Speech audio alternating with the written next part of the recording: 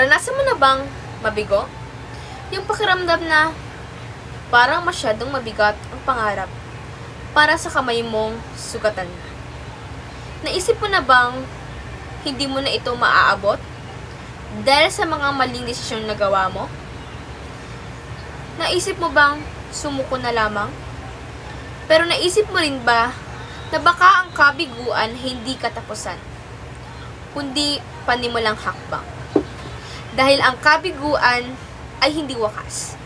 Isa lamang itong daan patungo sa tagumpay. Hi, ako si Cha. Isang mag-aaral na nangangarap, hindi lang para sa sarili, kundi para sa mga magugulang, na nagsasakripisyo kahit wala nang matira para sa kanila. Kaya't narito ang aking tula na pinamagatang Sikhay. Sa bawat kabiguan, may aral na iniiwan. May sakit, may luha, may sugat, na parang kamatayan na akala mo'y hindi mo malalampasan.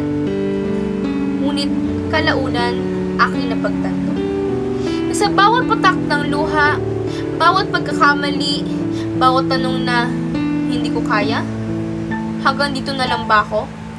May patutunguhan pa ba ito? Ay isang hakbang paakyat. Kahit pakiramdam mo ay pababa ka. Sa bawat pintig ng puso, sa bawat hapdi ng pagkabigo, natutunan kong magsimula muli. Natutunan kong maniwala kahit ako mismo ang una kong pinagdudahan.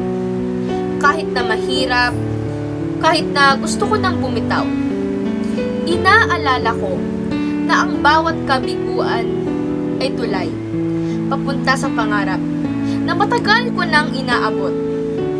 Ang kabiguan ay parang guro, mahigpit ngunit tapat. Tinuturuan ka nitong tumatag, inaalis ang takot sa dibdib at ipinapakita na ang tagumpay ay hindi minamadali, kundi hinuhubog sa bawat pagsimula muli.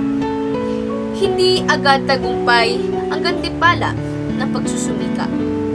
Minsan, sugat muna. Minsan, pagkatalo muna.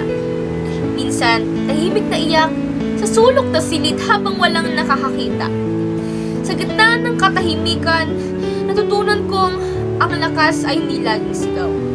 Minsan, ito'y pabulong. Paulit-ulit na nagsasabing, umangon ka pa.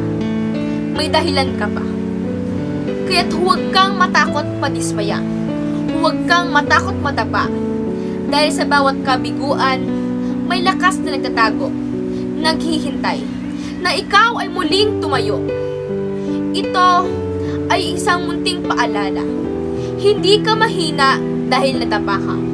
Mahina ka lamang kapag pinili mong huwag nang tumayo.